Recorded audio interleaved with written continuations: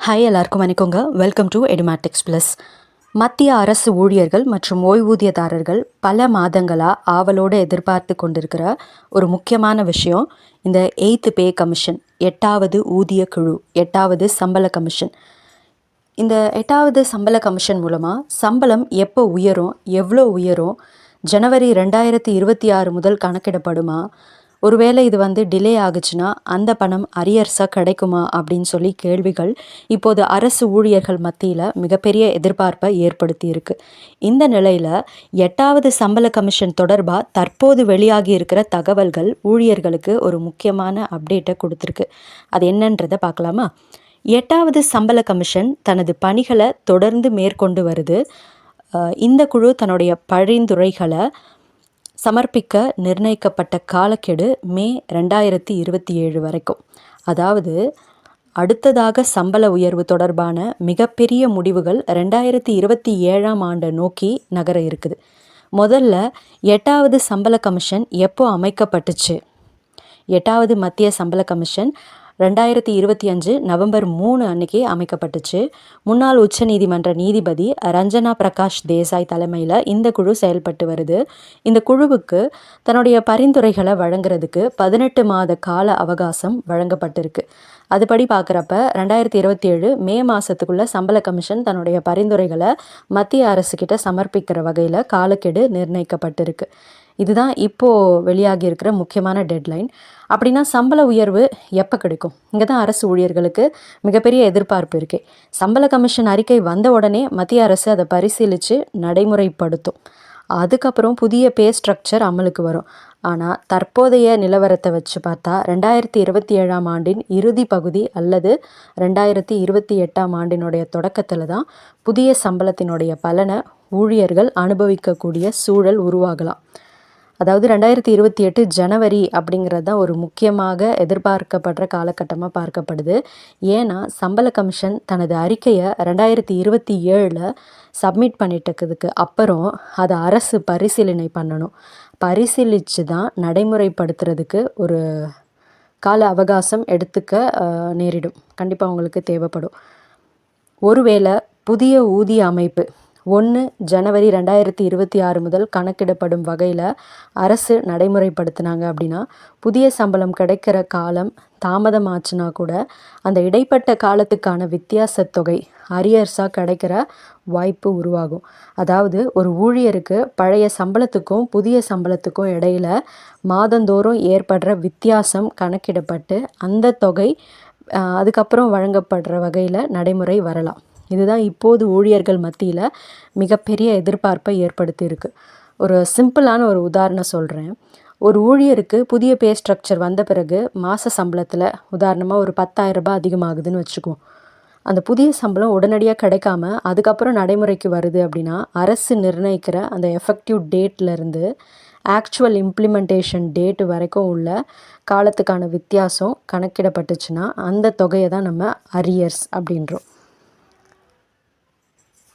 அதாவது அரசு நிர்ணயிக்கிற அந்த எஃபெக்டிவ் டேட்டு இந்த நாளில் இருந்து அப்படின்னு சொல்லி அரசு அறிவிப்பாங்க. என்னதான் 2027 28 வந்தாலும் அதிலிருந்து அந்த ஆக்சுவல் இம்ப்ளிமெண்டேஷன் டேட்டு வரைக்கும் உள்ள காலத்திற்கான வித்தியாசம் கணக்கிடப்பட்டு அந்த தொகையை தான் அரியர்ஸாக மாறும். ஸோ சம்பளத்தை தாமதமாக வருது, சம்பளம் தாமதமாக வந்துச்சுன்னா அந்த பணம் போயிடுமா அப்படின்னு ஊழியர்கள் கவலைப்பட வேண்டிய அவசியமே இல்லை. முக்கியமான விஷயம் என்னென்னா எந்த தேதியை எஃபெக்டிவ் டேட்டாக அரசு நிர்ணயிக்க போகிறாங்க அப்படிங்கிறது தான். அடுத்து எல்லாரும் எதிர்பார்க்குற விஷயம் அந்த ஃபிட்மெண்ட் ஃபேக்டர்னு சொல்லுவோம். 8வது சம்பள கமிஷனில் 8வது ஊதியக்குழுவில் அதிகம் பேசப்படுற வார்த்தைனாலே இந்த ஃபிட்மெண்ட் ஃபேக்டர். இது தற்போதைய பேசிக் பேயை புதிய பேசிக் பேவாக மாற்றுறதுக்கு முக்கிய பங்கு வகிக்க போகுது.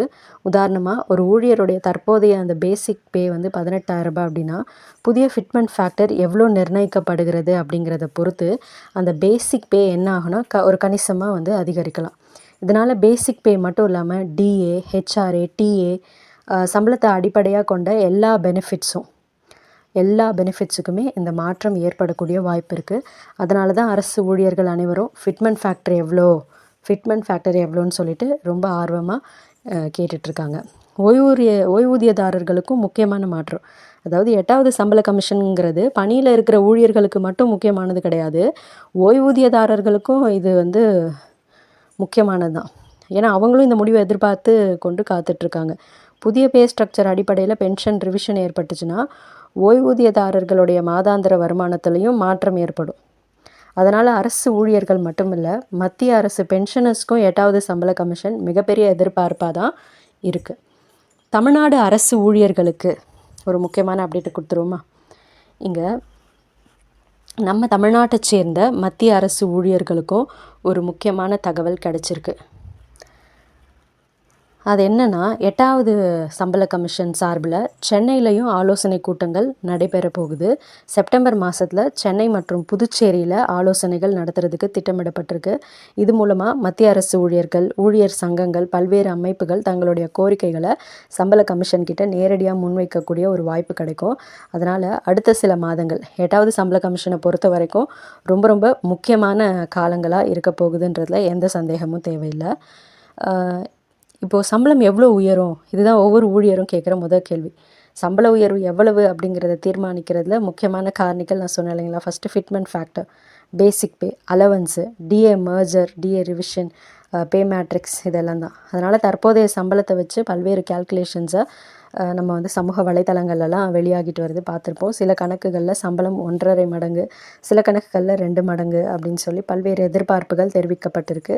இதனால் ஊழியர்கள் மத்தியில் இந்த முறை கண்டிப்பாக சம்பளம் ஓரளவுக்கு நம்மளுக்கு அதிகமாகும் அப்படின்னு சொல்லி மிகப்பெரிய ஒரு எதிர்பார்ப்பு உருவாகியிருக்கு. இப்போது முழு விஷயத்தையும் நான் மொத்தமாக சொல்லிடுறேன் பாருங்கள். 2025 8வது சம்பள கமிஷன் அமைக்கப்பட்டுச்சு. 2027 மே மாதத்துக்குள்ளே பரிந்துரைகள் வரக்கூடிய வகையில் காலக்கெடு கொடுத்துருக்காங்க. அதுக்கப்புறம் மத்திய அரசு பரிசீலித்து புதிய சம்பள அமைப்பை நடைமுறைப்படுத்தும். 2027 இறுதி இல்லைன்னா 2028 தொடக்கத்தில் புதிய சம்பளத்தில் பலன் கிடைக்கக்கூடிய சூழல் உருவாகலாம். அது மட்டும் இல்லாமல் எஃபெக்டிவ் டேட்டை அரசு பின்னோக்கி நிர்ணயித்தா இடைப்பட்ட காலத்துக்கான வித்தியாசத் தொகை அரியர்ஸாக கிடைக்கக்கூடிய வாய்ப்பும் இருக்குது. ஸோ சம்பள கமிஷன் அப்படிங்கிறது வெறும் சம்பளத்தை உயர்த்துகிற வெறும் குழு மட்டும் கிடையாது. அது ஒரு ஊழியர்னுடைய பேசிக் பே, அலவன்ஸு, பென்ஷனு, பே மேட்ரிக்ஸு, சர்வீஸ் ரிலேட்டடான ஃபினான்ஷியல் பெனிஃபிட்ஸ், இந்த மாதிரி பல விஷயங்களில் அடுத்த பல ஆண்டுகளுக்கான தாக்கத்தை ஏற்படுத்தக்கூடிய மிகப்பெரிய முடிவு இது. அதனால தான் 8வது பே கமிஷன் தொடர்பாக வெளியாகிற ஒவ்வொரு தகவலையும் மத்திய அரசு ஊழியர்கள் ஆர்வத்தோடு கவனிச்சுட்டு வராங்க. ஏன் நம்ம மாநில அரசு ஊழியர்களும் கூட. மே 2027 இந்த தேதியை இப்போதைக்கு நினைவில் வச்சுக்கோங்க. ஏன்னா 8வது சம்பள கமிஷனுடைய பரிந்துரைகள் தொடர்பாக இது ஒரு முக்கியமான காலக்கெடு. அதுக்கப்புறம் தான் இந்த ஃபிட்மெண்ட் ஃபேக்டர் என்ன, பேசிக் பே எவ்வளோ வந்து இன்க்ரீஸ் ஆகும், பென்ஷன் எவ்வளோக்கு மாறும், அரியர்ஸ் எவ்வளோ கிடைக்கும், எந்த தேதியிலேருந்து புதிய சம்பளம் கணக்கிடப்படும் அப்படிங்கிற கேள்விகளுக்கெல்லாம் நம்ம வந்து 100% தெளிவான பதிலை வந்து கொடுக்க முடியும். ஸோ இதெல்லாம் அடுத்தடுத்து இருக்கிற அதிகாரப்பூர்வ கேள்விகள்னே சொல்லலாம். இந்த அதிகாரப்பூர்வ அறிவிப்புகளுக்கு நமக்கு வந்து பதில் கிடைக்கும் அதிகாரப்பூர்வ அறிவிப்புகள் மூலமாக. ஸோ 8வது பே கமிஷன் தொடர்பான முக்கியமான அப்டேட் வந்த பிறகு அதை முதல்ல நான் உங்களுக்கு தெளிவாக கொண்டு வரேன். இந்த தகவல் ஒரு மத்திய அரசு ஊழியருக்காவது பயன்படும் அப்படின்னு நீங்கள் நினச்சிங்கன்னா இந்த வீடியோவை அவங்களுக்கும் ஷேர் பண்ணுங்கள். வீடியோ பிடிச்சிருந்துச்சுன்னா லைக் பண்ணுங்கள். மேலும் இது போன்ற அரசு ஊழியர்கள் மற்றும் ஓய்வுதாரர்களுக்கான முக்கியமான தகவல்களுக்கு நம்மளுடைய சேனலை சப்ஸ்கிரைப் பண்ணிக்கோங்க. பக்கத்தில் உள்ள பெல் ஐக்கானையும் ப்ரெஸ் பண்ணிக்கோங்க. இது சென்ட்ரல் கவர்மெண்ட்டுக்கு மட்டும் இல்லை, சென்ட்ரல் கவர்மெண்ட்டில் இதை இம்ப்ளிமெண்ட் பண்ணிட்டாங்கன்னா உடனே நம்மளுடைய ஸ்டேட் கவர்மெண்ட்லேயுமே 8th பே கமிஷன் இம்ப்ளிமெண்ட் பண்ணிடுவாங்க. தேங்க்யூ.